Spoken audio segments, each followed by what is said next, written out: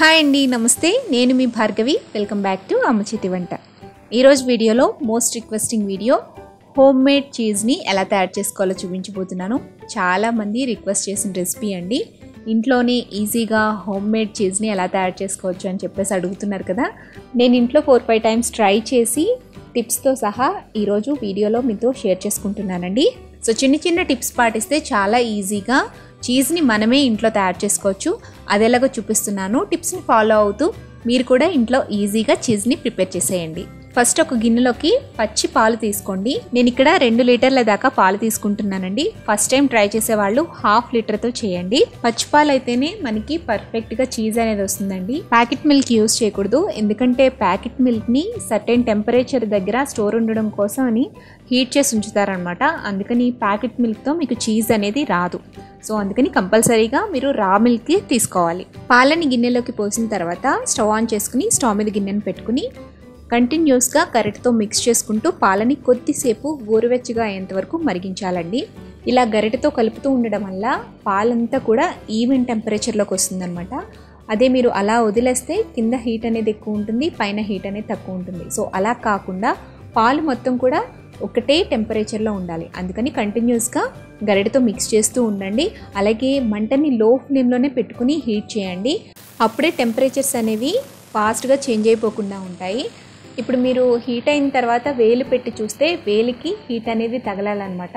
కొంచెం వేడిగా తెలుస్తున్నప్పుడు ఇందులోకి అరకప్పు దాకా వెనిగర్ తీసుకుని ఒక్కొక్క టేబుల్ స్పూన్ కొంచెం కొంచెంగా వేసుకుంటూ మిక్స్ చేసుకుంటూ ఉండాలండి. ఒకేసారి వెనిగర్ని వేసేయద్దు, కొద్ది కొద్దిగా వేసుకుంటూ కలుపుతూ ఉంటేనే అది లోపల నుంచి కూడా అంతా ఈవెన్గా కర్డల్ అవ్వడం స్టార్ట్ అవుతుంది. నేను 2 లీటర్స్ పాలకి అరకప్పు దాకా వెనిగర్ తీసుకుంటున్నాను కదండి. 1 లీటర్ కనుక మీరు తీసుకున్నట్లయితే 1/2 కప్పు దాకా వెనిగర్ తీసుకోవచ్చు. అలాగే అర లీటర్ తీసుకుంటే 2 to 3 టేబుల్ స్పూన్స్ దాకా వెనిగర్ అయితే సరిపోతుంది.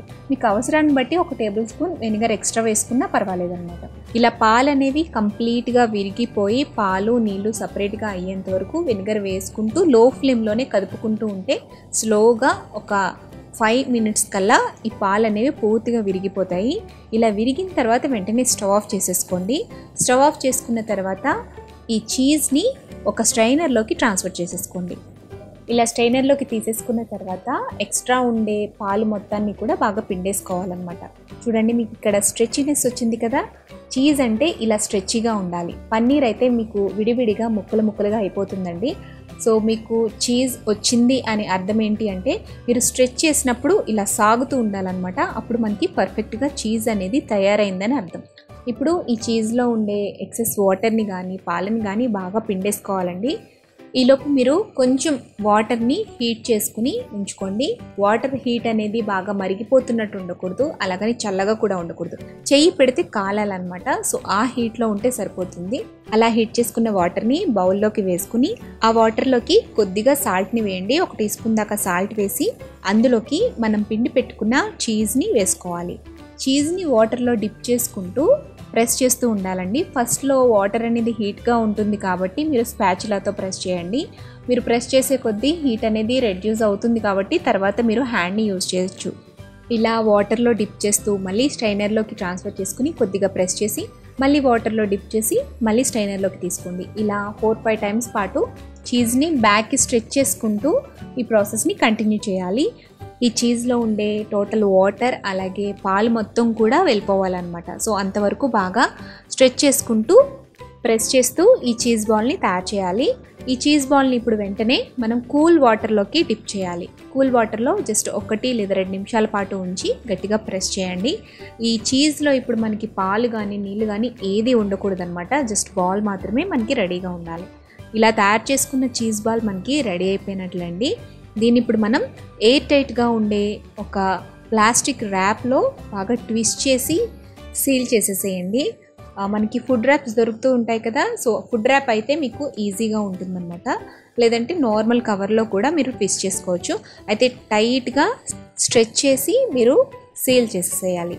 ఇలా సీల్ చేసిన ర్యాప్ని ఒక ఎయిర్ టైట్ బాక్స్లో పెట్టేసి ఫ్రిడ్జ్లో కనీసం ఒక 2 to 3 అవర్స్ పాటు అలా వదిలేసేయండి. మనకి చీజ్ అనేది రెడీ అయిపోతుంది. ఎప్పుడు కావాలంటే అప్పుడు బయటికి తీసేసుకుని చీజ్ని యూజ్ చేసుకోవచ్చు.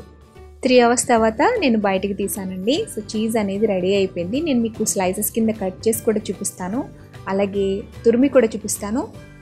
సో పర్ఫెక్ట్గా మనకి చీజ్ అనేది రెడీ అయిపోయింది కదా. షాప్స్లో చీజ్ అనేది అవైలబుల్గా దొరకని వాళ్ళు ఇలా ఇంట్లోనే ఈజీగా తయారు చేసుకోండి. బేసికల్గా సిటీస్లో ఏంటంటే చీజ్ అనేది మనకి ఎక్కడ పడితే అక్కడ దొరుకుతుంది, రా మిల్క్ దొరకడం అనేది కష్టం. బట్ విలేజెస్లో మనకి పచ్చిపాలు అనేవి చక్కగా దొరుకుతాయి, కానీ అక్కడ చీజ్ దొరకడం కష్టం కదా.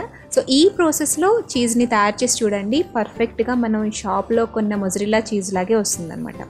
మిల్క్ ప్యాకెట్తో కూడా నేను ఇంట్లో ట్రై చేసి చూసాను. కొన్ని ప్యాకెట్స్తో వస్తుంది, కొన్ని ప్యాకెట్స్తో రావట్లేదు. అంటే అందులో పాస్చరైజ్డ్ ఇంకా హోమోజనైజ్డ్ ఇట్లా చాలా డిఫరెంట్ టైప్స్ ఉంటాయన్నమాట. నాకైతే స్టాండర్డ్ మిల్క్తో ఈ చీజ్ అనేది వచ్చింది, మిల్క్ ప్యాకెట్తో కూడా. బట్ రిస్క్ తీసుకోవడం ఎందుకు, పచ్చి పాలతో అయితే మీకు 100% పక్కాగా చీజ్ అనేది వస్తుంది. మిల్క్ ప్యాకెట్స్తో ఒక్కొక్కసారి రావచ్చు, ఒక్కొక్కసారి రాకపోవచ్చు. సో ఇలా మీరు చీజ్ని ట్రై చేసి మీకు ఎలా వచ్చిందో నాకు కామెంట్ చేయడం మర్చిపోవద్దు. అలాగే ఈ వీడియో కనుక నచ్చినట్లయితే తప్పకుండా లైక్ చేసి మీ ఫ్రెండ్స్తో రిలేటివ్స్తో షేర్ చేయండి. మరిన్ని టేస్టీ సింపుల్ క్విక్ రెసిపీస్ కోసం అమ్మ చేతి వంట ఛానల్ని సబ్స్క్రైబ్ చేసుకోండి.